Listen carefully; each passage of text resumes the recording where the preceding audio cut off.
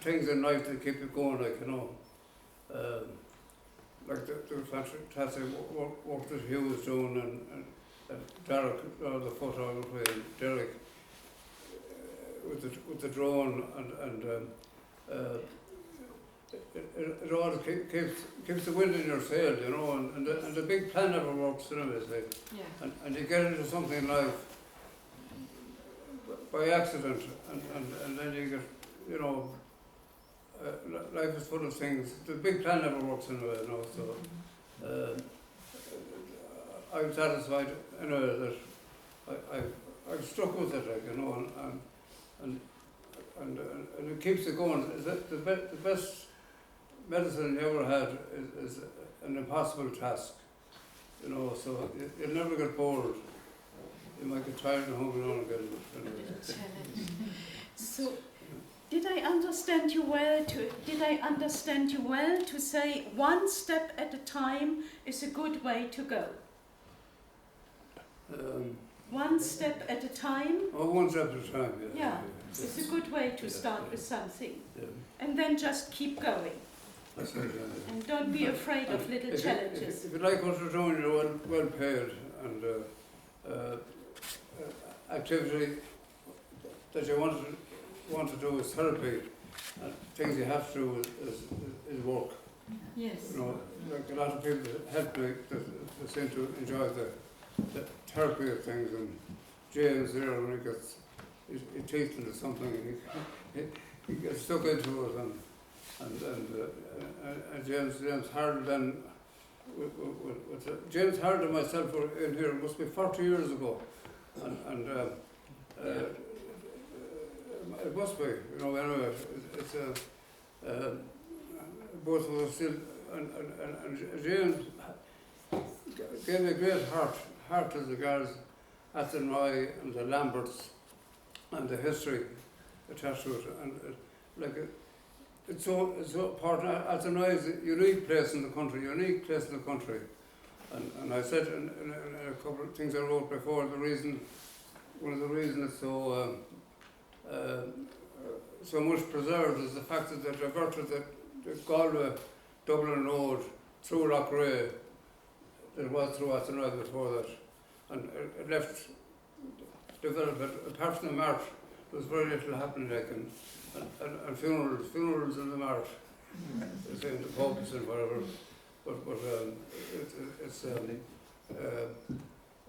sorry, going off on a tangent now, but I think Athenry and the Heritage Centre and the castle and Custodian House, they're a unique collection. Like, and as far as I know, Custodian House is the only one of the 8 or 10 great houses in the area, and the road from Athenry out by the front gate is a gun barrel road, you know, a gun barrel road straight as a die, and it's only put in there.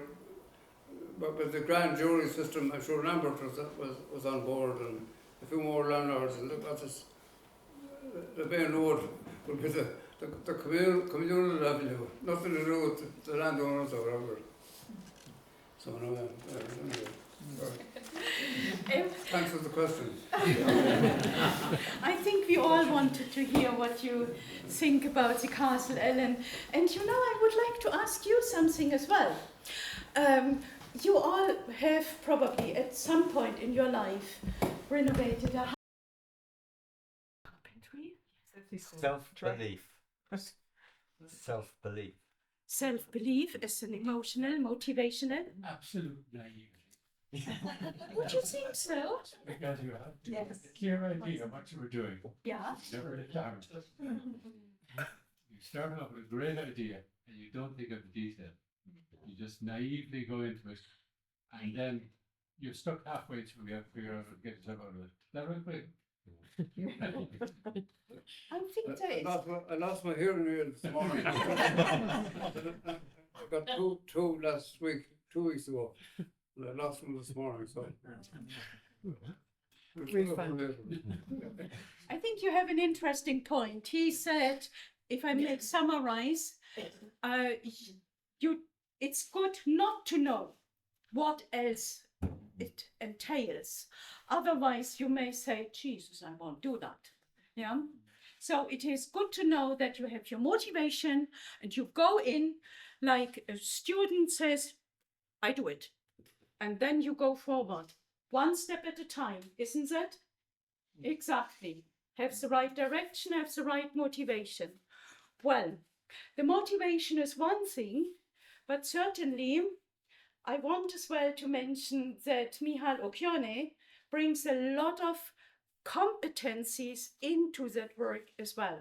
So he was not entirely naive. he knew what he is doing. Remember 1974 he helped with the museum. He has loads of knowledge about the canal system, about the woodwork and the woods as well, in Salt Hill, in Barna Woods, etc. So you did a little compilation of certain activities, and maybe you see. Over the gate was there, Johnny Catton was in the gate lodge, and Johnny came out and a chat, climbed over the gate, went up Front Avenue to the neglected for about 20 or 30 years, into the wall garden, and I took a twig off the one of the fruit trees, full of lichen, and I did the same this morning, and I brought it with me, and then there's a public auction on the steps of the house, and I had a meeting in Galway that day. I couldn't go. Anyway, I thought I had to hope in hell to get it anyway. So. Were you hoping you wouldn't get it? Sorry?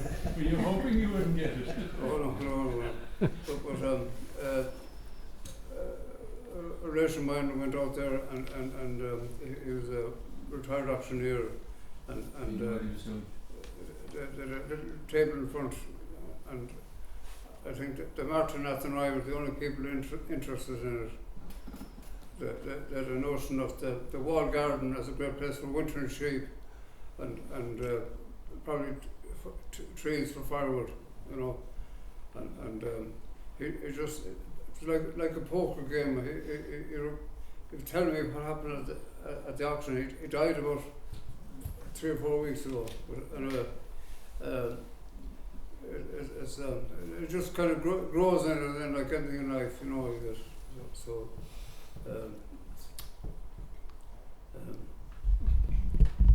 and the stamp in the Crown Tribune is only the size of the postage stamp. That kind of place today, you know, to be splashed all over the media, like, you know. So you only saw it by chance? Even,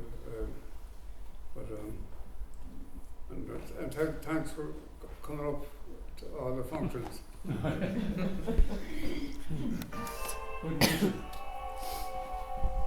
Thank you for the question. But what I'm involved in is heritage apple conservation, and I survey old maps, the 1840s maps, to find surviving orchards. And I saw Castlean on the maps, and I selected a few places to visit, and I visited Castlean, and when I met Michal, it was fascinating when he was telling me the stories about restoring Castlean, and when you managed to save it back in 1974. And what's interesting as well is a lot of old landed estates and houses are part of history, and so many have been destroyed, especially walled gardens. As Michal mentioned a while ago, the local mart were interested in buying it and levelling the orchard and the grounds around it, and that's actually to be seen in a lot of old walled gardens, that say it was the land commission when they bought up landed estates and they sold where they auctioned property, and even now in places you get kind of housing developments and so on. But what's actually very interesting is a few of the things that Michal mentioned, like once you go in the gates, you go back 200 years and you get away from all, say, modern development, and it's timeless, really. But when I met Michal, I felt that he was a visionary, but also he had a lot of kind of he had a lot of belief and really inspirational. So at the time, I went into the orchard in about October, and I picked a few samples of the apples.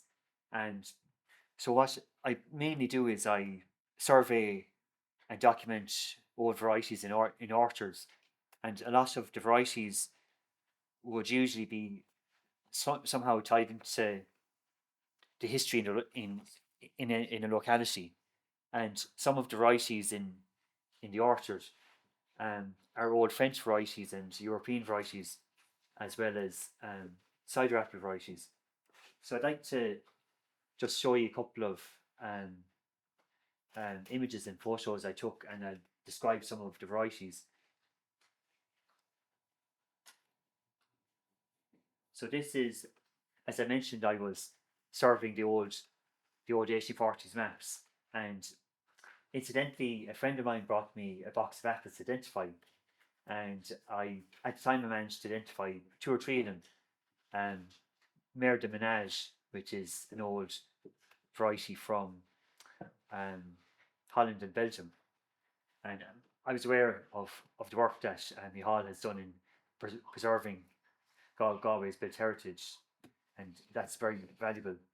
So I took screen grabs of the 1840s maps, the 1880s, and satellite imagery, because when I take a region, I've surveyed a lot of Galway actually, and I look at the old maps here. So this is the 1840s maps, and you can see walled garden kind of markings, and then also fields. So over here, this part, that probably would have been an orchard originally, and possibly when this orchard was redeveloped in the 1870s, 1875, I think they all mentioned, some of these varieties could easily have been grafted. And I'd say some of the varieties in that orchard, the trees would be around 150, 160 years old. So this is probably around the 1880s. I think 1897, 1913. So this is satellite imagery, and you can see this is box hedging, and in around here you can see you can make out trees. So some of them are apple trees, and actually what we have here is, I think it's a type of an old heated greenhouse, and Michal would have he'd have knowledge of that. And so when I looked at it on the map and I compared the 1840s maps to the 1880s to satellite imagery, I knew that there would be an orchard. So I visited, and Michal wasn't here at the time. He was away, but I drew a small map, and I mapped out, I numbered the trees, and I marked in, say, box hedging, and I wrote, so I said, this is the 20th of October 2023. So I identified Mère de Ménage, also called a Herm Beauty. That's in the Seed Savers collection, but they collected it in a different part of Ireland. There was a couple of Bramleys, and both of them were grafted on the same tree. And then this very interesting cider apple, a self-fruiting apple. Cox's Pomona, Loddington. This is an old variety. A lot of these would be old European varieties from the 19th century. And we have three French varieties. We had one called Orleans Renette and King of the Pippins. So what's interesting is a lot of these varieties actually, they're tied into history. Say the Lamberts possibly could have brought some varieties with them. So sometimes you see varieties in different parts of Ireland that are actually connected. Now I go back to some of these. So what we have here is the main varieties identified would be Brown Crofton, that's a heritage Irish apple, Mare de Menage, King of the Pippins, that's an old French variety, and this very interesting bittersweet cider apple. So anyone who knows anything about cider and making cider, the best apples are bittersweet. So they'd be sweet with kind of tannin. They taste kind of woody. And then this interesting russet apple, Duke of Devonshire. Then an old French variety, Orleans Renette. And actually this variety, Orleans Renette, it had fallen down in 2023, and I took a couple of cuttings from it. But the original tree, um, the branches broke in it, and it rotted into the ground. So the only piece surviving from it is actually a cutting I have at home, because there wasn't enough to graft. Because for grafting, you usually need about maybe 6 to 9 inches of new growth, but sometimes you have to prune apple trees to get new growth. So these varieties here now, this is Brown Crofton, this is King of the Pippins, and yeah, just 2 varieties. Now this is Brown Crofton. It's actually from Sligo, and it's part of 3 apples that originated in Sligo. And this is the only old tree of Brown Crofton I've seen in Ireland. And in Sea Savers, if any of you know Sea Savers and Scarf, they preserve Ireland's native Irish apples. And their collection came back from England because Dr. Keith Lamb, who collected Ireland's original heritage apple collection, he sent his samples across to Brogdale in England. So, as far as I know, I don't think there's any known trees of this variety around Ireland. And just on varieties actually, so when apples would have been grown in kitchen gardens, they had to have a supply of apples from July through to the following May. So some of these varieties you pick in store, and different varieties come in at different times. And well, actually, I visited Michal about a week ago, and I was a couple of weeks too late to get any fresh samples. I was hoping to bring some samples to give you, but I say the crows probably got them. And but I visited about a month ago, and I got a few samples. But these photographs I took in last year actually. So this is a fascinating variety, and I've grafted a tree of this, and I have a tree to give Michal. Now this one is a very interesting old tree. It's from 1835. It's Duke of Devonshire, and that's this tree, if any of you know the walled garden. And a feature of all apple trees is if you see lichen on it, lichen and ferns and stuff, epiphytes, that's a sign of veteran trees. A veteran tree would be anything over 100 years old, because apple trees reach their eventual size, and say the trunks don't grow any thicker, but they actually develop features like say they start to hollow out, and different kind of wildlife habitats form. So it's really valuable to preserve these trees. And you know, if Michal hadn't this is only one aspect of actually everything Michal has preserved in Castlenin. When I visit, actually, even whenever I visit Michal, actually, he invites me in for a cup of tea and a chat, and he always has a fire on, and his house is like an archive. It's really a museum, and a great inspiration. Now some more photographs of the trees, so you can see the moss and lichen on it. And to graft this tree, I had to climb up right up to the top here to get a small bit of growth. And yeah, that was a fun day. And I had to prune some more of it because to graft a tree you have to have young growth, and sometimes you'd have to visit the tree and prune it. But I've had cases where I've gone back to trees hoping to get new growth, and the tree would have been, say, cut down or it's cleared for land development and so on. Um, now, so this is a lovely tree, and it's full of apples. Mare de Menage, this tree is, it's over, it's a really, really dark kind of chestnut red cooking apple. It's from the 1700s, and how it got to Castleton, I don't know, but it's probably somehow tied into maybe the gardeners or even the family could have brought samples from their place.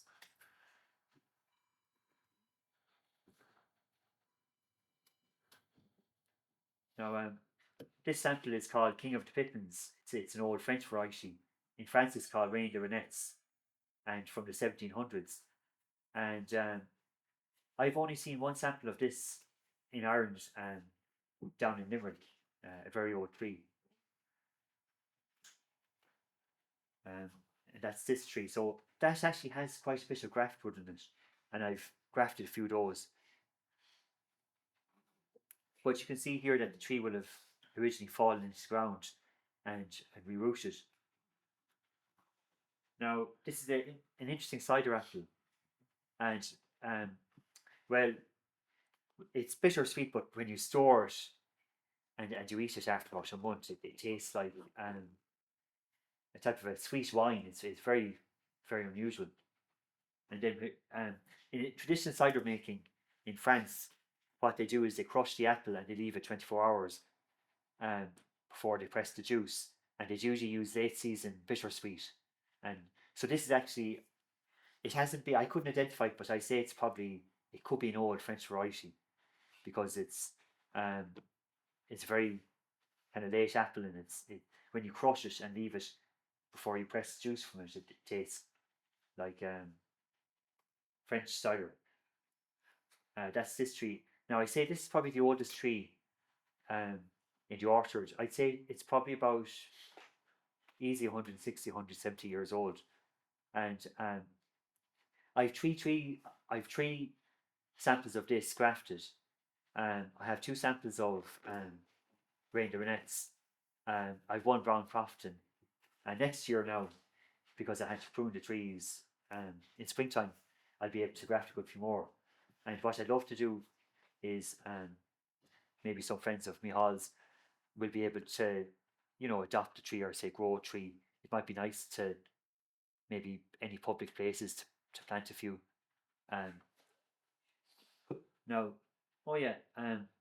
basically, a lot, as I mentioned, about why it's important to find, document, and preserve old apple varieties, because trees have life experience, so folklore, history, and a connection to the past.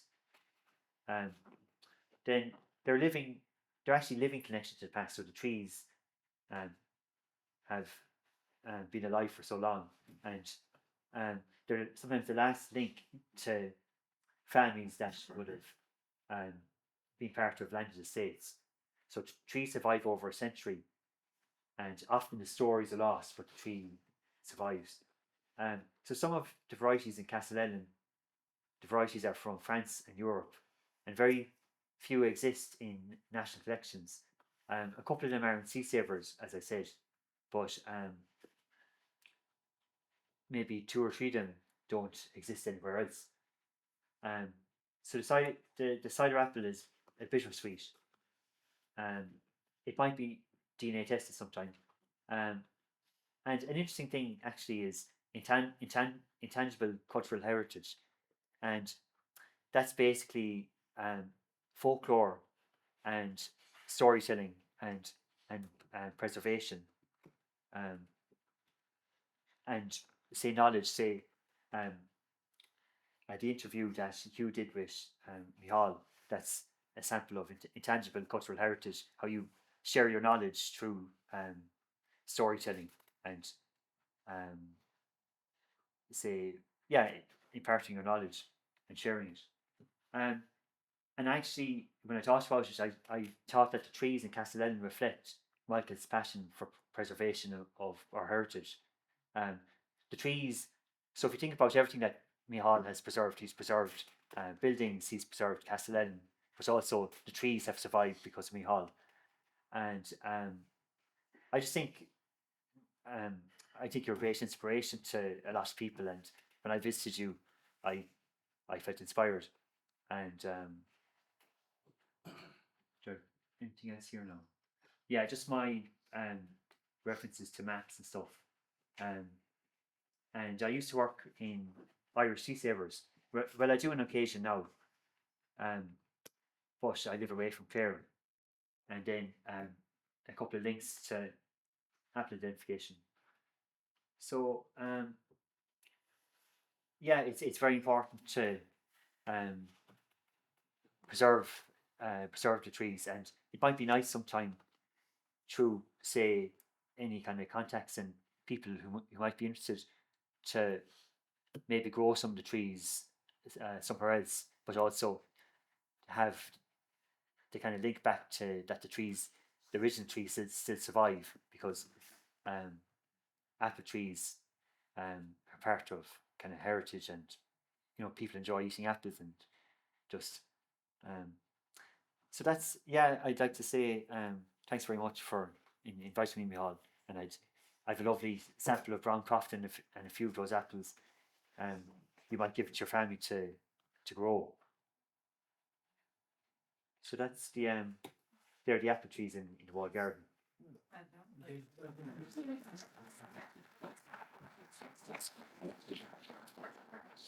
So what's that Keaney has got an extraordinary amount of knowledge, in-depth knowledge of these fruit trees, and I couldn't believe when I was talking about the importance of the walled garden in linking different countries in Europe, and left the trees fall over at an old tree falls over at a big storm, and but it doesn't die. It keeps going and going and going. It does actually keep about it, like, in a lot of sample stage. I hope that James Harold might be able to help bringing all this information into the academic world. It's so important that people read about things like, well, unless you have something to anchor yourself to where you are, the knowledge doesn't sink in. Like, it's like in this building here, it's the centre of Athenry, like the town clock in Galway, is the centre of the city, and it's so important. It just sort of focuses on where you are, like, and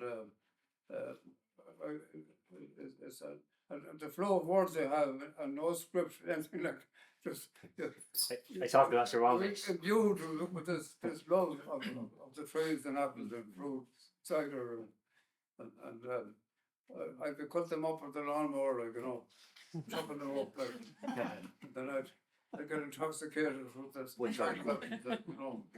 Keaney, Thank you, Keaney. That's good.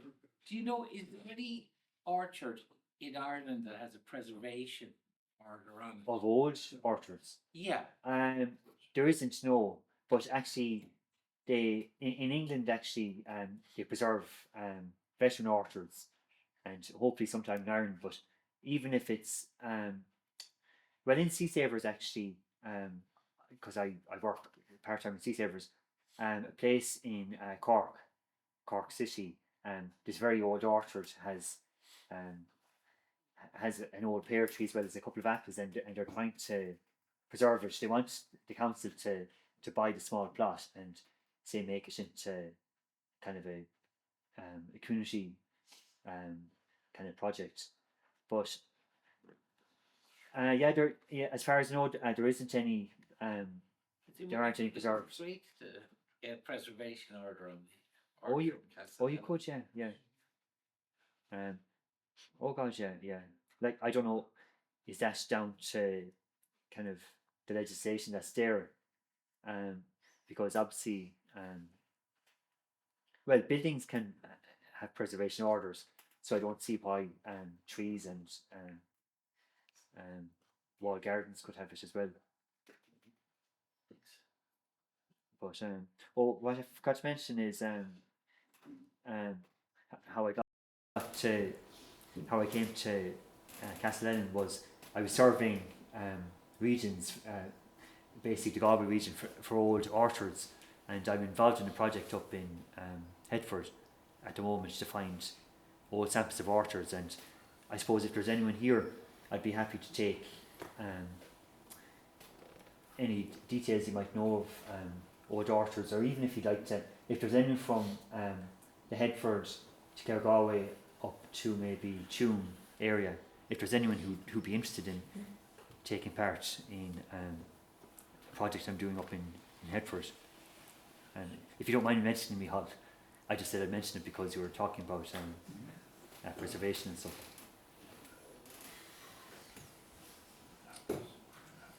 If there are no further questions, then thank you to you all. And Killian, what resonated most with me is as well when you said basically trees are the connections between the times.